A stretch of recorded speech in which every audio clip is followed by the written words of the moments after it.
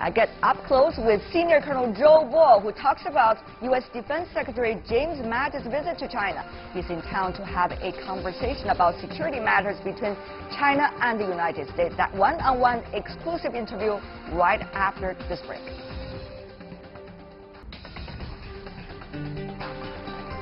The world is changing fast, taking all our lives with it. But we can change it too, by seeking answers to problems through discussions and debates. On World Insight, I ask direct questions to real people in the know, seek genuine answers, but respect diverse perspectives.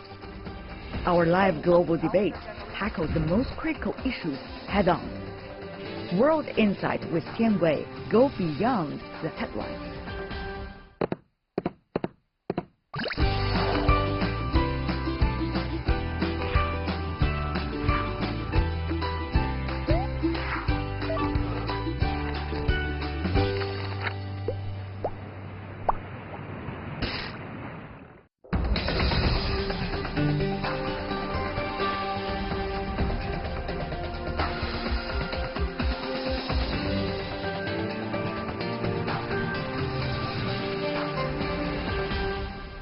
Welcome back. You're still watching World Insight, coming to you Monday to Friday on CGTN. Chinese President Xi Jinping has held a meeting with visiting U.S. Defense Secretary James Mattis in Beijing. The Pentagon chief said the U.S. attaches great importance to the two countries' military relationship, adding his talks in Beijing have been very good. Mattis began his three-day visit to China on Tuesday. He is the first defense secretary from the Trump administration to come to China amid tensions between Washington and Beijing over the South China Sea and the issue of Taiwan. Earlier, he met with Chinese Minister of National Defense Wei Fenghe. Would Mattis' visit help improve mutual trust and get the two militaries back on the track to healthy relationship? The military relationship is critical to the broader relationship between our two countries. And as you said, we have already opened the discussion here today with a very open and honest dialogue. Your visit will give new, positive elements to the relationship of our two countries and two militaries.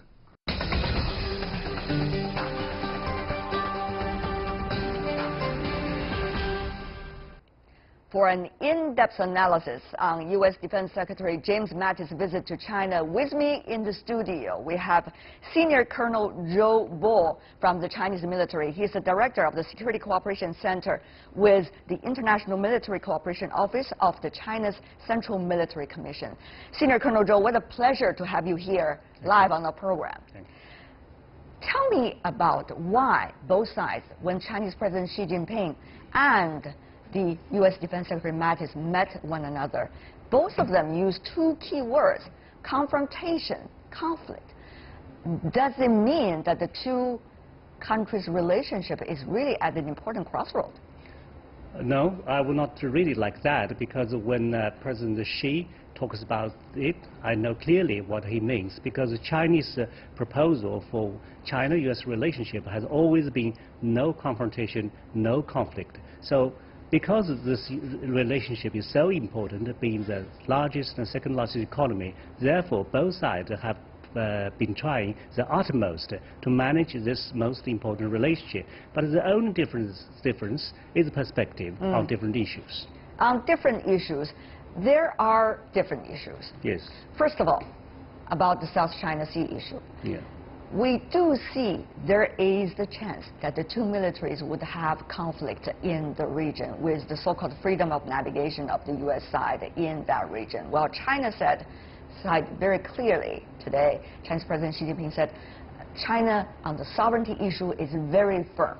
Yeah. So how do you see the prospect? More peace or actually more chances of conflict?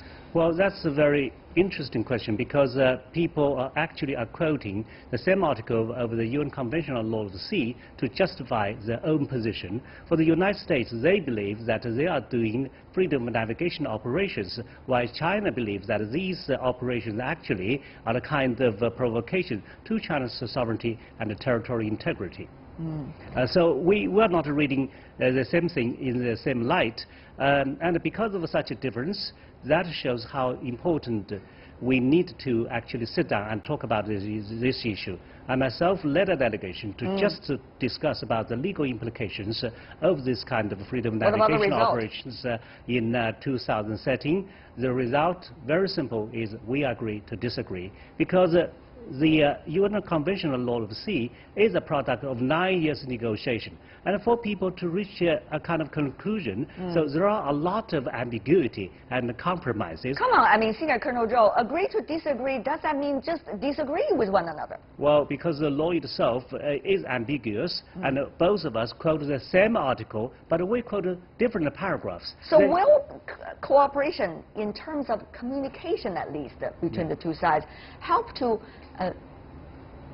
help the two countries in a way to deal with so-called miscalculation, misunderstanding? Both sides this time also use these two words. Of course, that is a top priority, and that's exactly why China and the U.S. have a more confidence building measures than any other countries, because we have talks at different levels, and we have direct communicational links between heads of state and also between top military leadership. And in 2015, we actually have upgraded the direct communicational link into a video telephonic link. That means when we talk to each other, I can read into your eyes. One of the things that the two sides really need to figure out is how to deal with crisis, because crisis could happen under the current political atmosphere. So is there anything that happened before between these two militaries that could be of inspiration for the current mil-to-mil relationship? Well, certainly we could have one example of the collision of the Chinese J-8 with American EP-3 in China's exclusive economic zone in Hainan Island.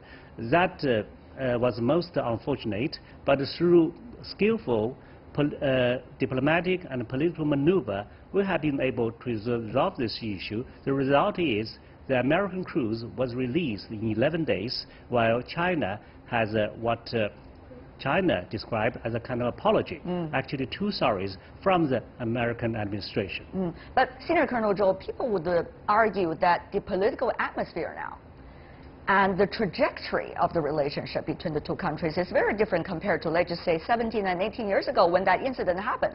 And now you see bilateral relations, particularly trade disputes, could have the danger of spilling over to the other side of the bilateral relations.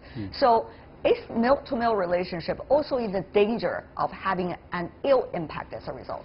I think there is such a danger, because the trade issue, although totally different, could cast a long shadow over the whole bilateral relationship.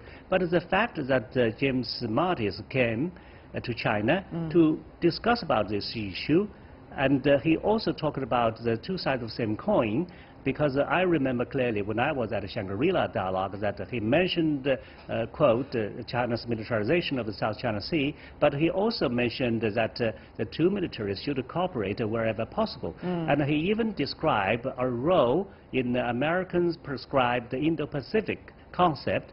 So he talked about the two sides of the same coin, and he also talked about his upcoming visit to China. The important thing is, even during Shangri-La dialogue, the Chinese delegation, although dissatisfied as the Chinese people with this invitation of China to attend RIMPAC, have anyway expressed our sincere invitation to him to visit China.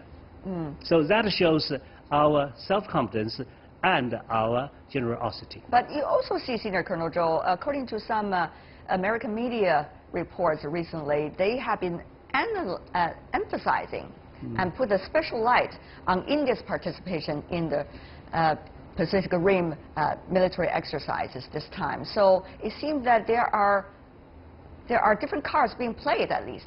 Well, of course, people have been talking about the Quad, the so-called four-country club: India, the United States, Japan, and Australia. But what was the result? Because the people really hold the breath to listen to Prime Minister Modi's keynote speaker at Shangri-La dialogue, but it came as a big surprise to some people, because Prime Minister Modi simply described Right. Indo-Pacific as a natural region. He didn't even talk about any military element in it, and probably as a kind of response, Secretary James Mattis' speech the next day has also mentioned something of the Indo-Pacific, but not in a way that would alarm everybody with its military element. At least in rhetoric so far. Yeah. So talking about another issue, the Taiwan issue, that is very key to China's national interest. Of course. And the Chinese President Xi Jinping said it very clearly, that is not an issue that for discussion. It is China's sovereignty. So what about that? Because the U.S. has traditionally had some relations with Taiwan, and recently you see there's possibility of joint military exercises. There's more possibility of arms sales to Taiwan under Taiwan Relations Act. So will this one become once again a very hot button issue? Well, we certainly are watching very closely at any possible advancement of the relationship between the United States and Taiwan. Actually, things are moving in a negative way, as we have seen in the last year also. Some of the legislative bills were passed in the United States, which allows Taiwanese and American ships to visit each other, and another bill to allow any officials of the United States to visit Taiwan. We believe those are really, really negative. If should that happen, the Chinese people would never allow it. Right. Of course, both sides did not give any specific details as to how they discuss these hot button issues and what might be their so-called agreement or their consensus, because they are in a closed-door meeting of these topics. But having said that, though, we see China and the U.S. relation at a very critical juncture. James Mattis, the U.S. Defense Secretary, also used the word great trajectory, and also he looks forward to the bilateral relation to develop in the right direction, even though there's no description as to what they are. Senior Colonel Zhou, from China's perspective, what is this trajectory? And what is and what should be this direction? Well, that is a good question for him.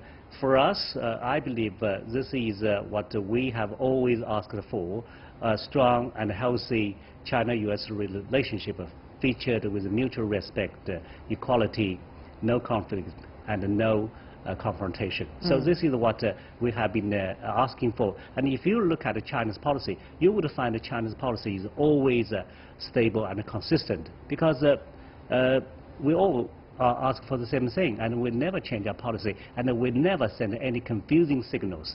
It is how the United States should respond to China's policy in this regard. The Chinese president, when he's meeting with the Defense Secretary of the United States, he said China is not here to do any colonialism, not here to do any expansionism. China is not creating chaos to the world.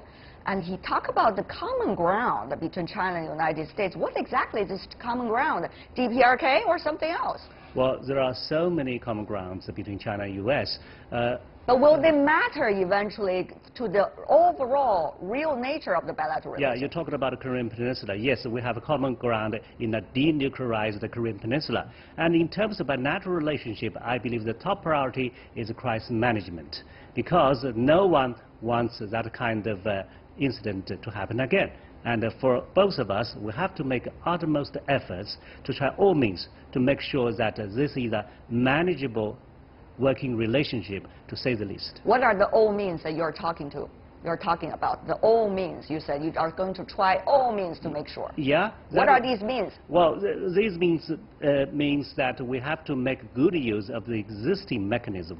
I have talked about some mechanism, and because of the perceived danger, China and the U.S. actually have more such instruments. For example, we have to notify each other about the major military activities. For example, but these concerns are not the same, because China certainly would be more concerned about what is going to happen around my periphery, while the United States would like to find out more about your nuclear program, cyber program, or space program. So we have different concerns. But anyway, we we try to manage, and we even have a most important agreement, that is rule of behavior during the unplanned air and maritime encounters. So that means when we meet each other unplanned, unexpectedly, we should follow certain rules, certain procedures of the communication, of operation, to make sure no incidents happen.